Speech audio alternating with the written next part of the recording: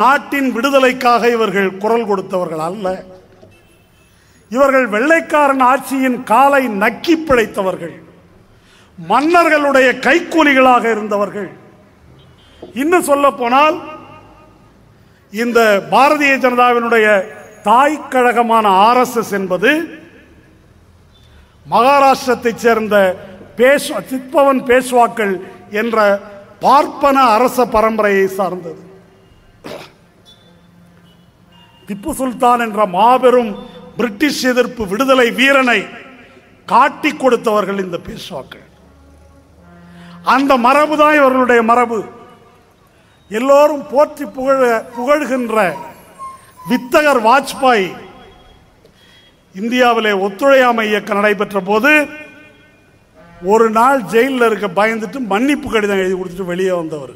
இதெல்லாம் ஆதாரபூர்வமாக அம்பலமாகி சந்தி சிரித்த விஷயங்கள். ஆக RSS என்ற இயக்கம் இந்த நாட்டில் மனு தர்மத்தை, நால்வர்ணத்தை, முதலாளித்துவத்தின் ஆட்சியை நிலைநாட்ட வேண்டும் என்பதற்கான இயக்கம். பெரியாரும் அம்பேத்கரும் மகாத்மா ஜோதிபா பூலேயும் என்ன கொள்கைகளுக்காக இருந்தார்களோ அதற்கு நேர் எதிரான கொள்கையை கொண்டவர்கள் இவர்கள். இவர்களுடைய கட்சியான ஜனசங்கம் என்பது இந்தியாவில் ஒரு காலத்திலும் தலையெடுக்க முடியவில்லை. எப்ப தலையெடுக்க முடிந்தது? ராம ஜன்மபூமி பிரச்சனையை எடுத்த போதுதான். பாபர் மசூதி இடிப்பு என்பதை நோக்கி அத்வானி ரத யாத்திரை நடத்திய போதுதான் இந்த கட்சி தலையெடுக்க முடிந்தது. முஸ்லிம்களை பகைவர்களாக சித்தரித்து முஸ்லிம்களுக்கு எதிரான கலவரத்தை எப்பொழுது தூண்டினார்களோ அப்போதுதான் இவன் ஒரு கட்சியாக தலையெடுக்க முடிந்தது. எதற்காக பாபர் மசூதி இடிப்பு? எதற்காக இந்து முஸ்லிம் கலவரங்கள்? எதற்காக முஸ்லிம்களுக்கு எதிரான தாக்குதல்? அது எப்போ நடந்தது? தயவு செய்து சிந்தித்து பாருங்கள். 1992 டிசம்பரில் மசூதி இடிக்கப்படுகிறது. 1987 ராஜீவ்காந்தி பாபர் மசூதியை திறந்துவிட்டு அதுக்குள்ள இருக்கிற ராமன் விக்கிரகத்துக்கு வழிபாடு செய்து கொள்ளுங்கள் என்று பிரச்சனையை தொடங்கி வைக்கிறார் ராஜீவ்காந்தி. அதுக்கு பிறகு அத்வானி அதை பிடித்துக் கொள்ளுகிறார். இந்த காலத்தில் நடைபெற்றது என்ன? இன்னைக்கு எல்லோரும் பேசுகிறோமே, தனியார் மயம், தாராளமயம், உலகமயம் என்ற கொள்கை. அது 1985 ராஜீவ்காந்தி தொடங்கி வைத்தது. இன்னைக்கு கல்வி தனியார் மயம், கட்டட கொள்ளை நடக்கிறது என்கிறோமே, அதற்கான அடித்தளம் அன்றைக்கு இடப்பட்டது. இன்றைக்கு அரசு மருத்துவமனைகள் அழிந்து விட்டன, தனியார் மருத்துவ கொள்ளை நடக்கிறது. அரசு மருத்துவமனைகளை கட்டுவதில்லை, விரிவுபடுத்துவதில்லை, மருத்துவமனைகளில் மருந்து இல்லை என்கிறோமே. இந்த நிலைமைக்கு காரணம் மருத்துவம் தனியார் மயம் என்பது. இன்னைக்கு வைகுண்டராஜன் கடற்கரையிலே மணல் கொள்ளை அடிக்கிறார், ஆறுமுகசாமி ஆற்று மணலை அள்ளுகிறார், PR பழனிசாமி கிரானைட்டை வெட்டுகிறான் என்று கனிம வளங்கள் போகின்றனவே. கர்நாடகாவில் ரெட்டி பிரதர்ஸ் கொள்ளையடிக்கிறார்களே, நிலக்கரி ஊழல், இரும்பு கனிம ஊழல் என்று பட்டியலாக பல லட்சம் கோடி கொள்ளை போகிறதே. தனியார் சுரங்கம் வெட்டலாம், கொள்ளையடிக்கலாம் என்ற விதி இது தனியார் மயத்தில் உருவாக்கப்பட்டது. அது அன்று அறிமுகமானது. இன்னைக்கு மின்சார கட்டணம் உயர்த்தப்படுகிறதே. ஜெயலலிதா அம்மையார் சொல்லுகிறாரே, என்னுடைய கையில் எதுவும் இல்லை, மின்சார ஒழுங்குமுறை ஆணையத்தின் கையில் இருக்கிறது, கட்டணத்தை நான் உயர்த்தவில்லை, இது ஒழுங்குமுறை ஆணையத்திடம் இருக்கிறது என்று சொல்லுகிறார். மின்சாரம் தனியார் மயம் என்பது இந்த தனியார் மய கொள்கையின் அங்கம். இன்னைக்கு மாதத்துக்கு 3 முறை 4 முறை பெட்ரோல் விலை உயர்கிறதே, அதன் அடிப்படை தனியார் மய கொள்கை. இன்னைக்கு NLCயை லாபகரமாக நடக்கின்ற ஒரு பொதுத்துறை நிறுவனத்தை தனியார் மயம் ஆக்கியே தீர வேண்டும் என்று ஏதோ ஒரு உன்னதமான ஒரு கொள்கையை கடைபிடிப்பது போல நிர்பந்தப்படுத்துகிறார்களே. அந்த நிர்பந்தத்துக்கு காரணம் இந்த தனியார் மயம் என்ற கொள்கை. இந்த தனியார் மய தாராளமய கொள்கைகள் ராஜீவ்காந்தியாலும் அதற்கு பின்னால் ராஜீவ்காந்தி கொல்லப்பட்டதற்கு பின்னால் நரசிம்மராவாலும் நரசிம்மராவினுடைய தளபதியாக இருந்த நிதி அமைச்சராக இருந்த மன்மோகன் சிங்காலும் 1990களில் தனியார்மய தாராளமய கொள்கை அமல்படுத்தப்பட்ட அந்த காலத்தில்தான் இந்த நாட்டின் முக்கியமான பிரச்சனை ராமனுக்கு கோயில் கட்டுவது. இந்த நாட்டின் முக்கியமான பிரச்சனை முஸ்லீம் 4 பொண்டாட்டி கட்டுறான், அதை தடுப்பது. இந்த நாட்டின் முக்கியமான பிரச்சனை மசூதியில் லவுட் ஸ்பீக்கர் வச்சிருக்கிறான், அதை எடுக்கணும்ன்றது. இந்த நாட்டின் முக்கியமான பிரச்சனை முஸ்லீம்களுக்கு தனியாக ஒரு திருமண சட்டம் இருக்குது, அதை எடுக்க வேண்டும் என்பது என்ற பிரச்சனைகளை மக்கள் முன்னால் கொண்டு வந்து கலவரங்களை தூண்டி உழைக்கும் வர்க்கமாக அண்ணன் தம்பி மாமன் மச்சானாக பழகி கொண்டிருந்த பல்வேறு சாதிகளைச் சேர்ந்த இந்துக்களையும் இஸ்லாமிய மக்களையும் பிரித்தது RSS.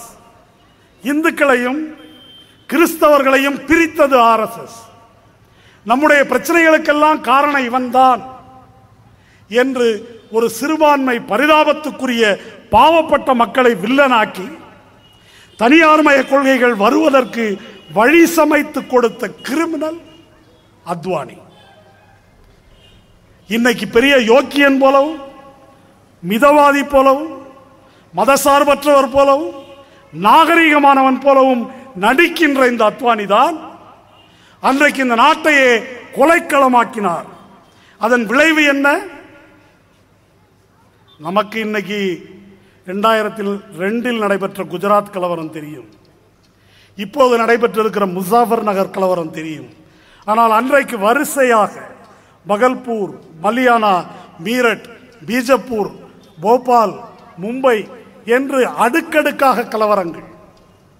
பகல்பூரில் நடந்த கலவரத்தில் கிட்டத்தட்ட 6 மாதங்களுக்கு அங்கே என்ன நடந்ததுன்னே தெரியாது. அதுக்கு பிறகு தற்செயலாக நிலத்தை வாங்கிய ஒரு விவசாயி காலிஃப்ளவர் வயலை உழுத போது வெறும் மண்டையோடா இருக்கு, வயல் பூரா மண்டையோடு. முஸ்லிம்கள் கொன்று புதைக்கப்பட்டது. கங்கையின் கால்வாய் முழுவதும் பிணங்கள், கணக்கில் வராத ஆயிரக்கணக்கான கொலைகள். அப்ப நாடே அப்படி திசை திருப்பப்பட்டு அதன் மூலம் கிடைத்த பாராளுமன்ற நாற்காலிகளை வைத்துத்தான் தேசிய ஜனநாயக முன்னணி என்ற இந்த வாஜ்பாயின் ஆட்சி வந்தது. அதுக்கு முதல்ல அம்மா ஆதரவு கொடுத்தாங்க. ஏண்டா இவங்க ஆதரவு வாங்கணுன்ற அளவுக்கு அவங்கள வறுத்து எடுத்துட்டாங்க கொஞ்ச நாளைக்கு. பிறகு 1999 முதல் 2004 வரை வாஜ்பாயின் ஆட்சி நடைபெற்றது. இந்த வாஜ்பாயின் ஆட்சி காலத்தில் தான் இன்றைக்கு பாரதிய ஜனதாக்காரர்களாக இருக்கட்டும் மற்ற யாராக இருக்கட்டும் காங்கிரஸை பற்றி என்ன குற்றச்சாட்டுகளை எல்லாம் இவர்கள் சொல்லுகிறார்களோ அத்தனையும் ஊழல், விலைவாசி உயர்வு, தனியார் மயம் அத்தனைக்கும் அடித்தளமிட்டது 1999க்கும் 2004க்கும் இடைப்பட்ட வாஜ்பாயினுடைய ஆட்சி. ஒரு உதாரணம் சொல்லுகிறேன். இன்னைக்கு சில்லறை வணிகத்தில் அந்நிய முதலீட்டை கொண்டு வருவதற்கு கருணாநிதி எதிர்ப்பு தெரிவிக்கிறார், ஜெயலலிதா எதிர்ப்பு தெரிவிக்கிறார், பல பேர் எதிர்ப்பு தெரிவிக்கிறாங்க. ஆனால் பாரதிய ஜனதா எதிர்ப்பு தெரிவிக்கிறது வணிகர்களை பாதிக்கும் என்று. ஆனால் நடந்தது என்ன? 2002 முரசொலி மாறன் வாஜ்பாயினுடைய அமைச்சரவையிலே வணிகத்துறை அமைச்சர், காமர்ஸ் மினிஸ்டர், அவர் கொண்டு வருகிறார் 100% அந்நிய முதலீட்டை சில்லறை வணிகத்தில் அமல்படுத்த வேண்டும் என்று. அதை பாரதிய ஜனதா கட்சியின் முடிவா, முரசொலி மாறன் முடிவா அல்ல. அதன் வால்மார்ட்டை கொண்டு வர வேண்டும் என்பது பாரதிய ஜனதாவின் கொள்கை. அதை அவர்கள் கொண்டு வந்தார்கள். இன்னைக்கு ஸ்பெக்ட்ரம் ஊழல் ராஜா கருணாநிதி என்று பேசுகிறார்களே, இந்த ஸ்பெக்ட்ரம் ஊழலை தொடங்கி வைத்தது யார்? பாரதிய ஜனதாவினுடைய கொல்லப்பட்ட அமைச்சர் பிரமோத் மகாஜன். இப்படி அலைக்கற்றைகளை தாராளமாக முதலாளிகளுக்கு வாரி வழங்குவது என்பதை தொடங்கி வைத்தது பிரமோத் மகாஜன். பொதுத்துறைகளை தனியார் மயமாக்குவது இன்னைக்கு என்எல்சிக்காக கத்துகிறார்களே. பால்கோ என்ற அலுமினியம் தயாரிப்பு நிறுவனத்தை தூக்கி கொடுத்தது அருண் ஷோரி என்ற யோக்கிய வேடம் போடும் பாரதிய ஜனதா கட்சியை சேர்ந்தவர், பத்திரிகையாளர். அவருக்கு டிஸ்இன்வெஸ்ட்மெண்ட் மினிஸ்டர், அமீனா துறை அமைச்சர். அவனுக்கு பொதுத்துறையை விற்கிறது தான் வேலை. அதுக்கு ஒரு அமைச்சரே போட்டாங்க. ஆக பாரதிய ஜனதா கட்சி, அதனுடைய பிரதிநிதி மோடி, இவர்களுக்கு காங்கிரஸை பற்றியோ இந்த அரசை பற்றியோ குற்றம் சாட்டுவதற்கு எல்லளவும் அருகதை கிடையாது. அந்த அருகதை நமக்கு தான் உண்டு. ஏனென்றால் இதை எல்லாத்துக்கும் அடித்தளமிட்டவர்கள்.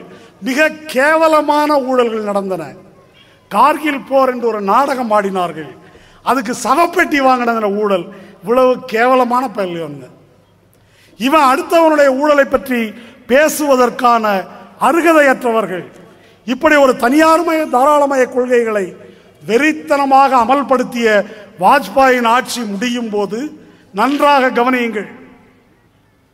2004 ஒளிரும் இந்தியான்னு விளம்பரம் கொடுத்தாங்க.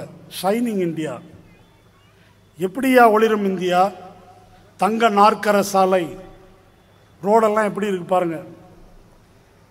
ஆடு மேய்க்கிறவர் செல்போன் பேசுவார். ஹிந்து தினமணில எல்லாம் விளம்பரம். ஆடு மேய்ப்பவரிடம் கூட செல்போன். இந்த மாதிரி அங்கங்க கணினிகள் இருக்கின்றன. நாடு முன்னேறிவிட்டது, ஒளிரும் இந்தியா என்று 2004 விளம்பரம் செய்தார்கள். அன்னைக்கு காங்கிரஸ் கட்சியினுடைய விளம்பரம் என்ன தெரியுமா? ஆம் ஆத்மி, எளிய மனிதன். ஒளிரும் இந்தியாலாம் இல்லை, சாதாரண ஏழை மக்கள் இந்த தனியார்மய தாராளமய கொள்கைகளை இப்படி இரக்கமில்லாமல் அமல்படுத்தியதால் வறுமையில் வாடுகிறார்கள். அந்த எளிய மனிதனுக்கான கொள்கை தான் காங்கிரசின் கொள்கை என்று சோனியா காந்தியும் மன்மோகன் சிங்கும் பிரச்சாரம் செய்தார். பாரதிய ஜனதா கட்சி தோற்றது, படுதோல்வி அடைந்தது. ஏழை மக்களின் பேரால், சாதாரண மனிதனின் பேரால் ஆட்சிக்கு வந்த காங்கிரஸ் என்ன செய்தது? பாரதிய ஜனதா கட்சி செஞ்ச இன்னும் தீவிரமாக செஞ்சார். இதை விளக்க தேவையில்லை. எல்லாத்தையும் ஊழல் ஊழல் என்ற வார்த்தையில் இவர்கள் குறிப்பிடுகிறார்கள். அது அலைக்கற்றையாக இருக்கட்டும், இரும்பு கனிமமாக இருக்கட்டும், நிலக்கரியாக இருக்கட்டும், அல்லது கோதாவரியின் எண்ணெய் வயல்கள் எரிவாயு வயல்களாக இருக்கட்டும், இங்கே தமிழகத்திலே கடற்கரை தாது மணலாக இருக்கட்டும், கிரானைட்டாக இருக்கட்டும், ஆற்று மணலாக இருக்கட்டும், இது எல்லாமே கார்ப்பரேட் முதலாளிகள் அடிக்கின்ற கொள்ளை. அந்த கொள்ளையிலே ஒரு பங்காக அரசியல்வாதிகளுக்கு வீசி எறியப்படுவதுதான் ஊழல் என்று சொல்லக்கூடிய இந்த எலும்பு துண்டு. இந்த கொள்ளைதான் முதன்மையானது. இந்த கொள்ளை இன்னைக்கு நான் விளக்க தேவையில்லாத அளவுக்கு உங்களுக்கு தெரியும். மன்மோகன் சிங் ஆட்சியிலே சாதாரண மனிதனின் பெயரை ஆம் ஆத்மி என்று சொல்லிக்கொண்டு வந்த இந்த ஆட்சி முழுக்க முழுக்க தரகு முதலாளிகள், பன்னாட்டு முதலாளிகளின் ஆட்சியாக தன்னை அம்பலப்படுத்தி கொண்டது. இது சகிக்க முடியாமல் போகும்போது தான் கடந்த 2 ஆண்டுகளுக்கு முன்னாலே டெல்லியிலே ஒரு நாடகம் நடந்தது. அந்த நாடகத்திலே இந்த மகாராஷ்டிரத்தின் இந்த கோமாளி அண்ணா ஹசாரே ஊழல் ஒழிப்பு நாடகம் என்று ஒரு கோமாளித்தனம் நடந்தது. அந்த கோமாளித்தனம் முடிந்த பிறகு அண்ணா ஹசாரேயின் கூட்டாளியாக இருந்த கேஜ்ரிவால், அரவிந்த் கேஜ்ரிவால், அவர் இப்ப கட்சி ஆரம்பிச்சிருக்காரு. அந்த கட்சிக்கு பேர் என்னடான்னு கேட்டா ஆம் ஆத்மி கட்சி. ஆம் ஆத்மியை சொல்லி கார்ப்பரேட் முதலாளிகளுக்கு சேவை, அது முடிஞ்சு இது ஆம் ஆத்மி கட்சி. இப்போ ஒளிரும் இந்தியா என்று 2004 வாஜ்பாய் எதை பிரச்சாரம் செய்தாரோ அதே சினிமாவை புத்தம் புதிய காப்பியா இப்போ மோடி ஓட்டுறாரு. இவர் வைப்ரண்ட் குஜராத், துடிப்பான குஜராத்ன்றார். எந்த வேறுபாடும் இல்லை, அதே சரக்கை கடைபிடிக்கிறார்கள். அந்த சரக்கை ஏதோ புது சரக்கு போலவும், பழைய லவ் ஸ்டோரி தாங்க இது, புதுசு புதுசாக படம் எடுத்து அந்த கதையே உல்டா பண்ணி எடுத்து விடுற மாதிரி பழைய வாஜ்பாய் சொன்ன டைலாகு, மன்மோகன் சிங் சொன்ன டைலாகு, அதையே கொஞ்சம் உல்டா பண்ணி இப்போ மோடி பேசுகிறாரு. இவர் ஏதோ புதுசாக விஷயம் சொல்கிற மாதிரியும் புதுசாக ஒரு வழி காட்டப்போவது மாதிரியும் ஒரு பிரமை உருவாக்கப்படுகிறது. இந்த பிரமையிலே நாம் மயங்கலாம், மக்கள் மயங்கலாம், ஆனால் பாரதிய ஜனதாக்காரன் மயங்கலை. அதான் ரொம்ப முக்கியம். மோடி பிரதமராவதை பாரதிய ஜனதாக்காரன் ஒத்துக்கிறானா? இப்போ இவன் வந்து ரஜினிகாந்த் நீ சொல்லு ஒத்துக்கிறியா இல்லையா? அத்வானியே சொல்றான். முதல்ல ரஜினிகாந்த் சொல்லு, நீ சொல்லு, அவன் சொல்லுன்றான். அத்வானி ஒத்துக்கல, சுஷ்மா ஸ்வராஜ் ஒத்துக்கல, மத்திய பிரதேஷ் முதலமைச்சர் சிவராஜ் சிங் சௌஹான் ஒத்துக்கல, அங்கே ராஜஸ்தானிலே ஆட்சியை இழந்திருக்கும் விஜயராஜே சிந்தியா ஒத்துக்கல, சத்தீஸ்கரில் முதல்வராக இருக்கக்கூடிய ராமன் சிங் ஒத்துக்கல, ஜஸ்வந்த் சிங் ஒத்துக்கல, யஷ்வந்த் சின்ஹா ஒத்துக்கல. அப்புறம் இவங்க எல்லாரையும் கடைசியா மிரட்டி பணிய வைத்து தாஜா பண்ணி காலில் விழுந்து ஒத்துங்கன்னு முடிச்சிருக்கிறாங்க. இது ஊர் சிரித்த விவகாரம். இவன் வரக்கூடாது அப்படின்றதுல அவன் தெளிவா இருக்கிறான். இந்த மேல்மட்ட குழுவில் ஓட்டுக்கு விட்டா இவங்களை மிரட்டி பணிய வைத்து, அதுதான் மோடியின் வித்தை. மிரட்டி பணிய வைத்து ஒப்புதல் பெற்றிருக்கிறான். ஆனால் மோடி பிரதமராக வேண்டும் என்று விரும்புகிறவர்கள் யார்? வெளிப்படையாக தங்கள் கருத்தை சொல்லி இருப்பவர்கள் யார்? 6ஆம் தேதி எக்கனாமிக் டைம்ஸ் என்ற ஒரு பத்திரிகை வருது. செப்டம்பர் 6ஆம் தேதி பத்திரிகை எடுத்து பாருங்க. இந்திய முதலாளிகளுடைய பத்திரிகை, பொருளாதார பத்திரிகை. அந்த பத்திரிகையிலே இந்தியாவினுடைய டாப் 10 மாதிரி டாப் 100, டாப்ல இருக்கக்கூடிய 100 முதலாளிகள், அவங்கள்ட்ட அடுத்த பிரதமர் யார் வருவதை நீங்கள் விரும்புகிறீர்கள்னு கேட்குறாங்க. டாடா, அம்பானி, பிர்லா, மித்தல், கோயங்கா, அதானி போன்ற பெரும் முதலாளிகள் 100 பேர்கிட்ட, அதுல 74 பேர் மோடி வர வேண்டும் சொல்றாங்க. அப்ப யாருடைய விருப்பம் இது? முதலாளிகளுடைய விருப்பம். 2004 இந்த முதலாளிகள்லாம் யாரு? முந்தா நாள் பிறந்தவனா? 2004 எந்த முதலாளிகள் மன்மோகன் சிங் தான் வர வேண்டும் என்று சொன்னார்களோ அதே முதலாளிகள் இப்ப மோடி தான் வர வேண்டும் என்று சொல்லுகிறார்கள்.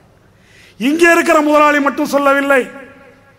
அமெரிக்காவில் மன்மோகன் சிங்கை பிரதமராக்குனதே அமெரிக்கா தான்.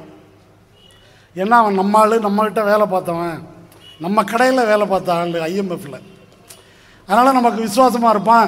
இவனை சோனியா காந்தியோட இவன் தான் நம்பகமானவன் அப்படின்னு மன்மோகன் சிங்கை பிரதமராக்கியது அமெரிக்கா. இதெல்லாம் விக்கிலீக்ஸ்ல இருக்குது, நான் சொல்லல. அப்ப அந்த அமெரிக்காவில் இருக்கக்கூடிய டைம் நாளேடு ஒரு 4 மாதத்துக்கு முன்னால, ஒரு 5-6 மாதத்துக்கு முன்னால ஒரு அட்டைப்பட கட்டுரை மன்மோகன் சிங்கை போட்டு அண்டர் பெர்ஃபார்மர் அப்படின்னு தலைப்பு போடுது. அண்டர் பெர்ஃபார்மர்னா என்ன? ஒன்றும் வேலையெல்லாம் நவர மாட்டேங்குது, லாயக்கில்லை அப்படின்னு அர்த்தம். மன்மோகன் சிங் படத்தை போட்டு தலைப்பு என்ன? லாயக்கில்லை.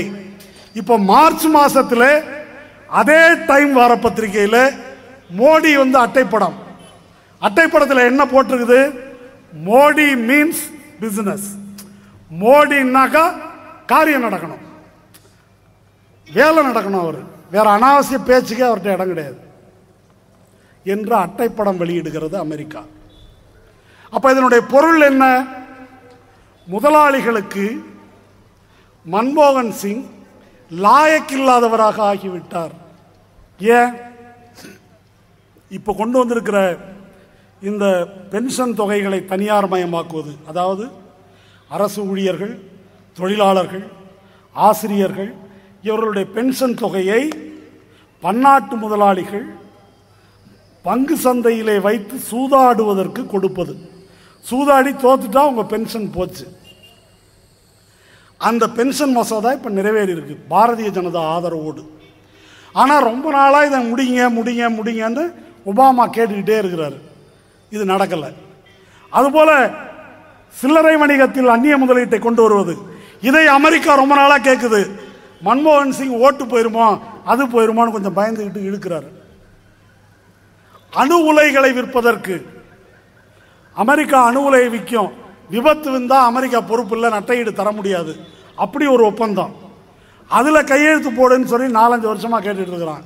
இதோ அதோன்னு மன்மோகன் சிங் இழுக்கிறாரு. இது ஒன்றும் லாயக்கு இல்லை. டீசலுக்கு மானியத்தை வெட்ட வேண்டும், பெட்ரோலுக்கு வெட்டியதை போல. இப்ப எப்படி மாசத்துக்கு 2 வாட்டி 3 வாட்டி பெட்ரோல் விலை ஏறுதோ அப்படி டீசல் விலையை உயர்த்த வேண்டும் என்பது தரகு முதலாளிகளின் கோரிக்கை. அதை அவர் இழுக்கிறாரு. தேசியமயமாக்கப்பட்ட வங்கிகளை தனியார் மயமாக்க வேண்டும். இதுக்கு ரொம்ப நாளா கேட்கிறாங்க. எல்ஐசி எங்கள்கிட்ட கொடுத்துருன்றாங்க, தொழிலாளர் நல சட்டங்களை எடுத்துடுன்றாங்க.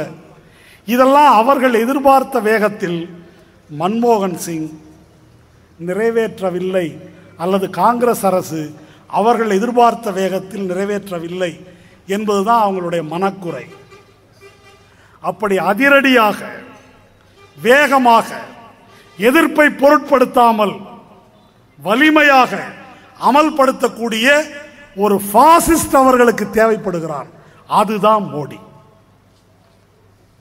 மோடியை அவர்கள் ஆதரிக்க காரணம் 2002 படுகொலையை போல ஒரு ஈவிரக்கமற்ற படுகொலையை தொலைக்காட்சி கேமராக்களுக்கு முன்னாலேயே நடத்திவிட்டு எதுவுமே நடக்காதது போல ஒரு வார்த்தை வருத்தம் கூட தெரிவிக்காமல் இவ்வளவு உறுதியா இருக்கிறானே, இவன் தான் நமக்கு வேணும், இப்படி ஆள் தான் வேணும் இதை அமல்படுத்துவதற்கு.